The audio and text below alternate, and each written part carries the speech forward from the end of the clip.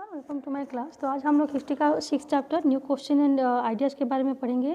तो यहाँ पे एक लड़की है जिसका नाम है अनघा। तो वो अपने स्कूल ट्रिप में जा रही थी, जो कि पुणे से लेके उसको वाराणसी तक जाना है। पुणे जो कि महाराष्ट्र में है और वाराणसी जो कि उत्तर प्रदेश में है।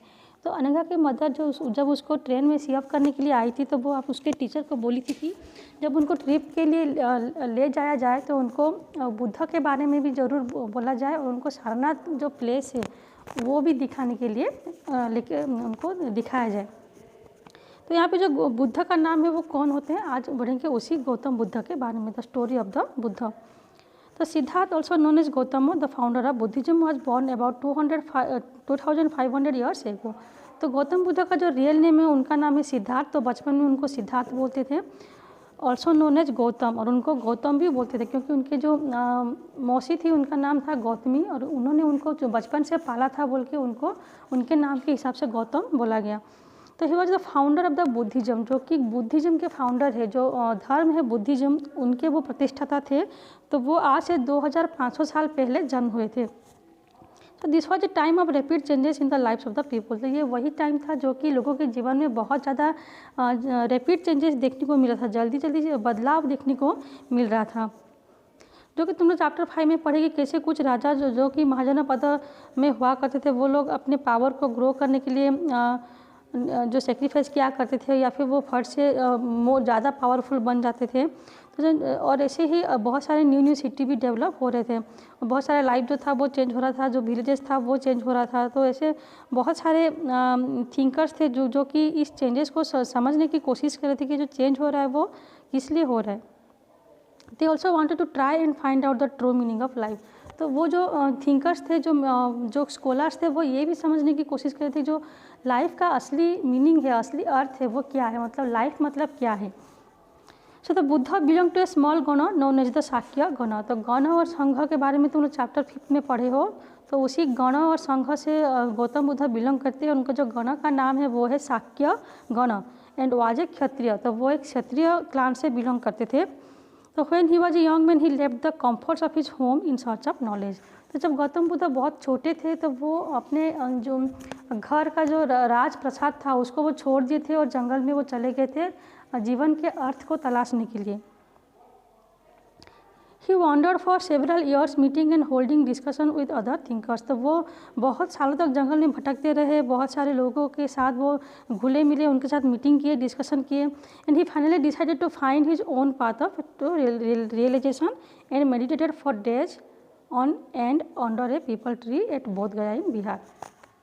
तो ऐसे बहुत साल घूमने के बाद वो फिर ये रियलाइज़ किया कि उनको खुद ही अपने लक्ष्य में पहुंचना है, या फिर उनका जो क्वेश्चंस है, उनका जो तलाश है कि जो जीवन है वो क्या है, या फिर जो लाइफ का जो सच्चाई है वो क्या है। तो वो समझने के लिए वो लास्ट में एक पीपल के पेड़ के नीचे बैठ गए, और वहाँ पे वो एक मेडिटेशन पोजीशन में, मतलब तपस्या करने के लिए वो बैठ गए, जो कि बिहार के बोध गया में एक पीपल की ट्री था, उसके नीचे वो बैठ के तपस्या किए थे। और बहुत सालों बाद वो एनलाइटमेंट अटेंड किए थे, मतलब उनको एक अलौकिक रोशनी मिला था, जिससे कि उनको एक ज्ञान मिला था कि जो लाइफ है वो क्या है। After that he was known as the Buddha और द वाइज वन। तो जब उनको एनलाइटमेंट मिला, जब उनको रोशनी मिला, उसके बाद ही उनको बुद्ध या और एक जिसका मीनिंग होता है वाइज वन। तो बुद्ध का मतलब होता है जो इंटेलिजेंट होते हैं या फिर जो ज्ञानी होते हैं उनको बुद्ध बोलते हैं। तो बोध गया में उनको तपस्या करने के बाद उनको बुद्ध बोला गया। He then went to Sarnath near Varanasi where he taught for the first time. उसके बाद वो सीधा सारनाथ गए, जो कि वाराणसी में है, और वहाँ पे वो सबसे पहले अपना जो वाणी था या फिर अपना जो टीचिंग्स था वो सबसे पहले लोगों को वहाँ पे दिया था। तो he spend the rest of his life travelling on foot, going from place to place, teaching people till he passed away at Kushinara. तो उनके जितने भी वो जीवन था वो हर जगह पैदल चल के घूम रहे थे, लोगों तक अपनी वाणी, अपनी मैसेज, अपनी जो शिक्षा है उसको वो पहुंचा रहे थे। उसके बाद वो लास्ट में कुशीनारा में उनकी मौत हो गई थी। तो ये था गौतम बुद्ध के बारे में, तो उनके लाइफ के बारे में। अब देखते हैं गौतम बुद्ध के टीचिंग्स जो है वो क्या होते हैं। सो the Buddha taught that life is full of suffering and unhappiness. तो बुद्ध लोगों को ये समझाते थे कि जो लाइफ है, जो जीवन है, वो full of suffering and unhappiness. तो जो दुख है वो हमेशा, लाइफ है जो हमेशा दुखों से भरा होता है। Other this is caused because we have cravings and desires. और हमारा जो दुख का कारण होता है वो हमारे क्रेविंग्स और डिजायर्स होते हैं। क्रेविंग्स का मतलब होता है हमारे कुछ पाने की जो इच्छा होता है, हमारे जो वांटेड्स होते हैं या फिर नीड्स होते हैं कि हमें ये चाहिए, हमें वो चाहिए, जब हमें वो नहीं मिल पाता है तब हम लोग दुखी हो जाते हैं।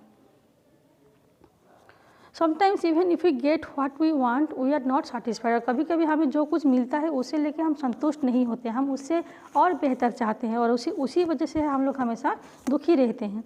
तो Buddha describe this as thirst और तन्हा। तो बुद्ध इसी डिजायर्स को थर्स्ट मतलब जो कि एक प्यास बोल के उसको डिस्क्राइब किया है कि हमारे जो कुछ पाने की जो प्यास होता है, जो तन्हा होता है, वो कभी ख़त्म नहीं होता।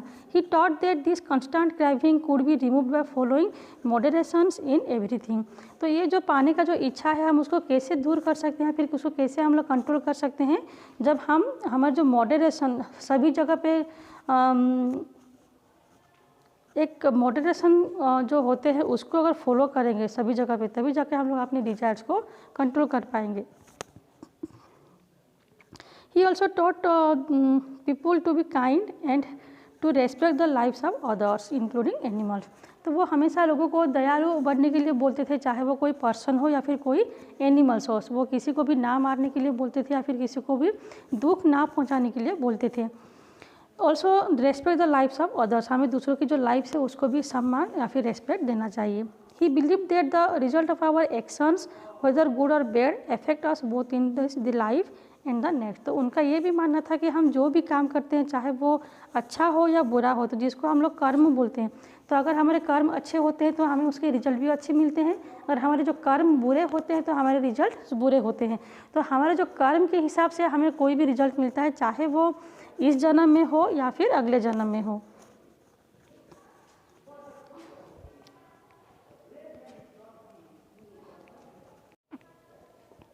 तो बुद्ध आपने जो टीचिंग्स था या फिर आपने जो मैसेज होता था वो लोगों को उनके ऑर्डिनरी लैंग्वेज में समझाते थे।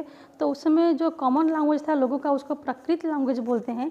तो इसलिए जैसे कि सब लोग समझ पाएंगे उनके वाणी को, उनके शिक्षा को, इसलिए वो सभी लोगों को प्राकृत लैंग्वेज में ही टीचिंग्स देते थे। तो बुद्ध जो थे वो he also encourage people to think for themselves rather than to simply accept what he said.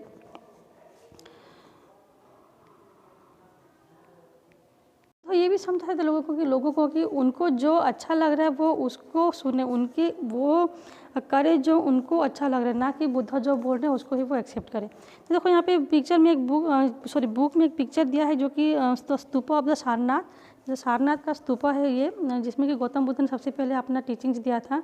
This building known as the stupa was built to mark the place where the Buddha first taught his message. तो आज के लिए इतना रहने देते हैं। Next पढ़ेंगे the story of Kisa Gotami Upanishad and the wise beggar.